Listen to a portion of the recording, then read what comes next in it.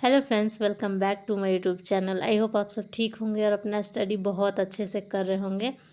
तो आज का टारगेट है मेरा मध्यकालीन बिहार और साथ में एक चैप्टर मैं ली हूँ बिहार, ये मॉडर्न हिस्ट्री का भी, बिहार का मॉडर्न हिस्ट्री। तो देखते हैं कितना टाइम लगता है कंप्लीट करने के लिए। तो अभी सुबह के बज रहे हैं 7:46 और हस्बैंड ड्यूटी जा चुके, थोड़ा जल्दी गए हैं और अब मैं पढ़ने बैठी हूँ। देखती हूँ कितना टाइम लगता है कंप्लीट करने में। आज का टारगेट ज़्यादा नहीं है क्योंकि मैं ज़्यादा नहीं रख रही हूँ, क्योंकि आप लोगों को क्लास भी करना होगा साथ में, क्योंकि अभी ना 71st बीपीएससी का क्लास भी चल रहा है, तो वो भी इम्पोर्टेंट है करना। पूरी तरह से हम छोड़ नहीं सकते हैं। तो यहाँ पे मैं रिवीजन कर रही हूँ वही जो मॉडर्न मेडिवल हिस्ट्री था। और देखिए, क्लास में सर जब बिहार पढ़ा रहे थे ना, तो वो मुझे लग रहा था, ऐसा मैं अपना एक्सपीरियंस शेयर कर रही हूँ। ऐसा हो नहीं सकता है कि मतलब सबका एक्सपीरियंस सेम हो। मैं क्लास की थी तो मुझे लग रहा था कि मुझे सारा चीज़ पता है, सारा चीज़ याद है। और मैं इम्तियाज़ अहमद का बुक पढ़ी, लगभग यही 10 पेज में होगा।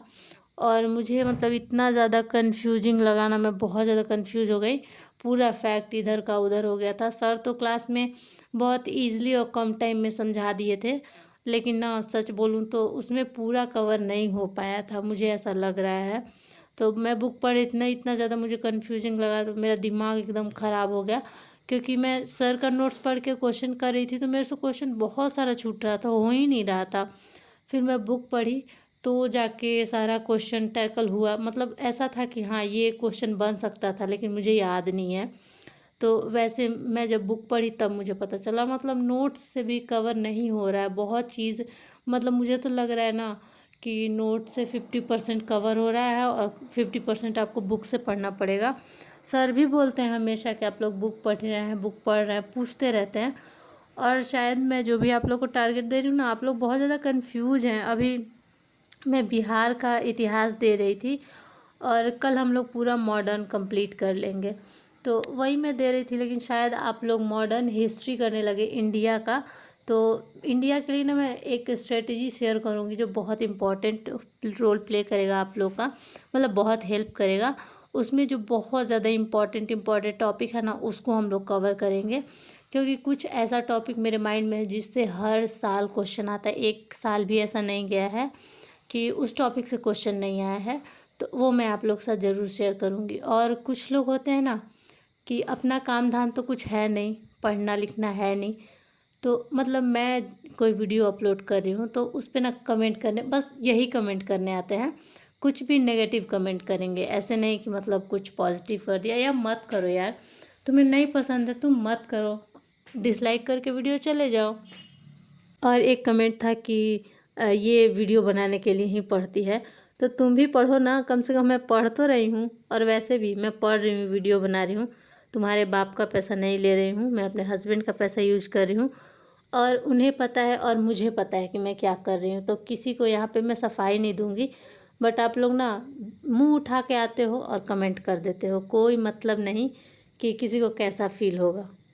कुछ लोग छपरी होते हैं, सड़क छाप होते हैं, और उन्हें ना वही वीडियोज़ अच्छी लगेंगी कि कहीं भी वल्गर वीडियो बनाओ, कुछ भी बोलो, और कहीं भी डांस करने लगो, रोड पे कोई जा रहा है आ रहा है उससे कोई मतलब नहीं। वैसी वीडियोस जो देखते हैं ना, उन्हीं के दिमाग में ऐसी ऐसी चीज़ें आती हैं। तो मुझे वैसे कोई फ़र्क नहीं पड़ता, बट ना वैसे लोग होते हैं कि आपकी वीडियोस डेली देखेंगे और नेगेटिव कमेंट करेंगे, मतलब देखे बिना रहा भी नहीं जाता। और ना कुछ ऐसा देखेंगे कि हाँ पूछने लायक है तो पूछेंगे भी, डेली कमेंट करेंगे लोग।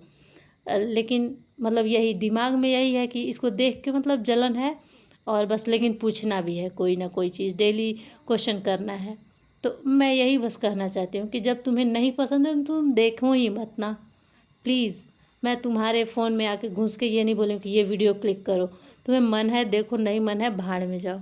मैं वीडियोज़ इसलिए बनाती हूँ ताकि जिन्हें भी प्रॉब्लम होता है वो मुझसे कोई क्वेश्चन पूछते हैं, जेन्युइन क्वेश्चन, तो मैं उनका हमेशा रिप्लाई करती हूँ। ऐसा नहीं है कि एक लोग मतलब नेगेटिव कमेंट आ गया तो उससे मुझे बुरा नहीं लग रहा है, बट मुझे रहता है कि मैं किसी का हेल्प कर पा रही हूँ। ऐसा नहीं है, बहुत सारे ऐसे लोग हैं जिनको इतना सारा डाउट रहता है प्रिपरेशन करने के दौरान। मतलब जब मैं स्टार्ट कर रही थी ना, तो मुझे भी बहुत ज़्यादा डाउट रहता था कि मैं कैसे करूँ, कैसे करूँ? मतलब कुछ भी समझ में नहीं आता है। तो जो घर पे हैं, जो मतलब पटना नहीं जा सकते हैं, मैं तो शुरू में 2 मंथ पटना गई थी, लेकिन मेरा तबीयत ख़राब हो गया तो मैं वापस आ गई। तो मुझे ना बहुत चीज़ आइडिया हो गया था वहाँ मैं 2 महीने रही तो। लेकिन जो है कि घर पे ही रहते हैं और अपना प्रिपरेशन शुरू करना चाहते हैं, तो उन्हें बहुत डाउट होता है कहाँ से स्टार्ट करें, क्या पढ़ें? बहुत सारा डाउट, और उन्हें ना क्लियर करने के लिए कोई नहीं होता, वो किसी से पूछ भी नहीं सकते हैं। तो अगर उनका डाउट जो है वो मेरे वीडियोज़ के थ्रू क्लियर हो रहा है, तो पता नहीं कुछ लोगों को क्यों दिक्कत होता है, और दिक्कत होता है तो आप वीडियो मत देखिए। और मैं मेडिवल पढ़ रही थी तो मुझे थोड़ा नहीं समझ में आया, तो मैं थोड़ा सा नर्वस हो गई थी। और उसके बाद ना मैं जितना भी था, मतलब जो भी था 10 पेज, उसको मैं अच्छे से पढ़ी, मतलब समझने का कोशिश की। और उसके बाद फिर अपना क्वेश्चन यहाँ पे लगा रही हूँ। क्वेश्चन भी काफ़ी क्वेश्चन था, तो मतलब पूरा जितना मैं आज का टारगेट था मेरा वो दिन में ही कंप्लीट हो गया था। मैं अच्छे से कंप्लीट कर ली थी, क्योंकि अगर थोड़ा और मुझे टाइम मतलब देती ना तो शायद वो याद होता। लेकिन मुझे ना अच्छे से एक और लेक्चर ढूँढना पड़ेगा बिहार स्पेशल के लिए। मैं ढूँढ रही थी बट मुझे कुछ ख़ास मिला नहीं। तो देखती हूँ, मैं मेडिवल के लिए सोच रही हूँ कि मेडिवल का एनसीईआरटी पढ़ूँगी अगर टाइम मिला तो। अभी तो उतना टाइम नहीं है कि मैं स्पेशल कोई बुक पढ़ सके, और हमारे यहाँ ना बहुत बारिश हो रहा था। दिन में तो इतना ज़्यादा गर्मी था कि आज मुझे ना बीमार बीमार टाइप का लग रहा था, गर्मी की वजह से, सिर्फ बहुत ज़्यादा गर्मी लग रहा था। और मेरा ना सेकंड फ्लोर पे है, तो यहाँ पे गर्मी लगता भी है ऊपर में। और पूरा मैं बंद रखती हूँ क्योंकि लू भी आने लगता है, धूप रहता है तो। और यहाँ पे मैं इवनिंग में फिर क्लास था, 6 बजे से ज्योग्राफी का क्लास चल रहा था। तो इसीलिए ना मैं ज़्यादा आप लोगों को टारगेट नहीं दे रही हूँ, बट ना अब मैं सोची हूँ कि ऐसे नहीं टारगेट दूँगी।